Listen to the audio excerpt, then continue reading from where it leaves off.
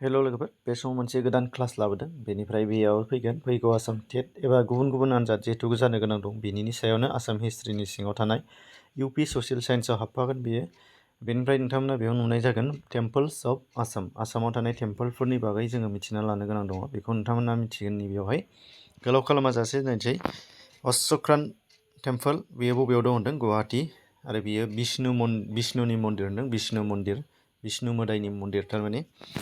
बेनिफ्राय मोनसेया जाहैबाय केद्रेश्वर टेम्पोला। केद्रेश्वर बेयो हाजोआव दङनो। हाजोनि मदनसला हाजोआव शिब मन्दिर राजेश्वर सिं बिथाङा लुहोदोंमोन। बेनिफ्राय दङ नै दल गबिन्द टेम्पोला दङ सा गुवाहाटियाव। बे राजादुवाराव दङ होनदों। बेयो कृष्ण मन्दिर। हलि फोरबोखौ बेयाव फालिनाय जायो होनदों। बेनिफ्राय दङ नै नवग्रह टेम्पोल। बेयो गुवाहाटीनि चित्रशिला हाजोआव दङ होनदों। गुबुन मुं चित्रशिलानि गुबुन मोनसे मुङा जाहैदों होनदों। बाहाय नुदों नोंथांमोनहा एबट्स अफ सुर्य, जोंलारि बिजिरग्रा होनदों। शिब मन्दिर लुहोदों राजेश्वर सिं। नवग्रह मन्दिरखौ सोर लुहोआ होमबा राजेश्वर सिं। डाइरेक्ट बिदिल' फैनो हागौ, एनादार नेमफोरा फैनाय नङा। द'फुरबुथियानि मन्दिर तेजपुराव दङ। बेनो गोजामसिन स्काल्पचार। बेनिफ्राय शिबदला शिबसागराव दङ। बेजों लोगोसे बिष्णु टेम्पोलबो दंफायो आरो बेयाव देबि टेम्पोलबो दङ। बागेश्वरी मन्दिर, बेखौथ' मोनथिगोन, बङाइगावआव दङ। बेयो दुर्गानि थुंग्रि थालांनाय होननानै फोथायनाय जायो, दुर्गा मोदायजोनि बागेश्वरी मन्दिर। बेनिफ्राय दङ लालमाटि दुरामारि गणेश टेम्पोल, बेयो बङाइगावआव दङ। बेनिफ्राय दङ शुक्रेश्वर मन्दिर। शुक्रेश्वरा गुवाहाटियाव दङ। बेयो शिब मन्दिर लुहोदों राजा प्रमद सिंआ 1744 AD-आवनो। महाभैरब टेम्पोल तेजपुराव दङनो। बे जाहैबाय किं थुंखुंनिया बे लुहोदों होनदों। कामाख्या मन्दिर गुवाहाटीनि नीलाचल हाजोआव थानाय, बेखौथ' बयबो मिथिबायानो जाहैबाय।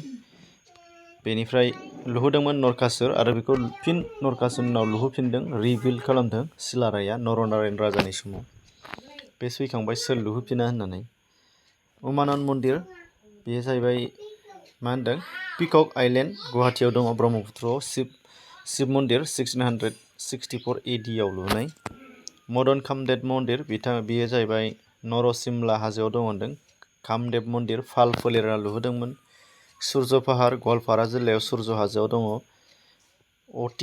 अदिति आरो काश्यपनि फिसाज्ला, बेखौ लुहोग्राया होनदों। शिव टेम्पोल शिबसागरनि बरफुख्रियाव दङ, जाय वर्ल्डनि टलेस्ट शिव टेम्पोल। बे नोंथांमोनहा मिथिगोन बेखौ 195 फिट डायमिटार, ओमफ्राय गोजौआव 180 फिट। बेनिफ्राय दङ उग्रतारा मन्दिर, कामरुपआव दङ। 1725आव लुहोनाय राजा शिबसिं समाव। हयग्रीब मन्दिर, हयग्रीब टेम्पोल हाजोआव दङ, मणिकुट हाजोआव। बिष्णु मन्दिर, बेयो 1583आव लुहोदोंनो राजा रघुदेव नारायणआ। ताम्रेश्वरी मन्दिर सा लखिमपुराव दङ। बेनिफ्राय चुटियाफोरा बेखौ लुहोदों होनदों। मन्दिरा स्मलेस्ट स्टोन बिल्डिं होनदों, फिसासिन अन्थाइनिफ्राय लुजानाय। बेनिफ्राय दङ हाथिमुरा टेम्पोल, नगावनि सिलाखादाव दङ। राजा प्रमद सिंआ लुहोदों होनदों 17th सेन्सुरियावनो, दुर्गा मन्दिर। बेनिफ्राय दङ नोंथांमोनहा नुदों नेकेहेरिथिं, बे दं गलाघाटआव। बेखौ 1687आव लुहोदोंनो राजेश्वर सिंआ। सत्र टेम्पोल माजुलियाव दङ, शंकरदेबा लुहोनाय सत्र। जयसागर फुख्रि रुद्र सिंआ लुहोनाय 1696 शिबसागराव। बेखौ बिमा जयमतिनि मुङाव जावहोनाय, जिहेतु बेखौ बयबो मिथिगोन। बेनिफ्राय कारेंघरखौ लुहोदों राजा सुक्लेंमुं 1540आव। शिबसागरनि गरगावआव दङ। 1651आव गोदानै लुहोफिनदों बेखौ राजेश्वर सिंआ होनदों। लुजेननाया सुक्लेंमुं, फोजोबदों राजेश्वर सिं। तलातल न' शिबसागराव दङ, 1765आव राजेश्वर सिंआ लुदों। रंघरआ दङ शिबसागराव, लुदों प्रमद सिंआ 1746। गौरीसागर फुख्रि शिबसागराव दङ, लुहोदों रानि पुलिसवरी देबिया होनदों, दुर्गा मोदायजोनि मुङाव। रुद्रसागर फुख्रिया दङ शिबसागराव 1773 लक्ष्मी सिंहआ जावहोदों आरो बेखौ रुद्र सिंह राजानि मुङाव जावहोनाय जादोंमोन होनदों। मेदामा दङनो बबेयाव दं? सराइदेवआव मेदाम। बेनिफ्राय बामुनि हाजोआ बबेयाव दं? तेजपुर।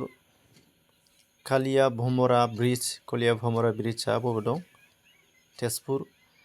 आसाम टेलिफन आरो टेलिग्राफखौ बाहायजेनदोंमोन आसामाव 1865। बे मोननैया ओरैनो हाबफादेरबाय आसाम हिस्ट्रिनि हिसाबै। बेनिफ्राय जोंहा मोनसे जोबोद गोसोआव लानो गोनांथार दङ, लेटेस्ट जिहेतु दङना महामृत्युन्जय टेम्पोल, बेनि सोमोन्दै जों नायथारनांगोन। माने कुइसन बेनिफ्रायनो फैयो।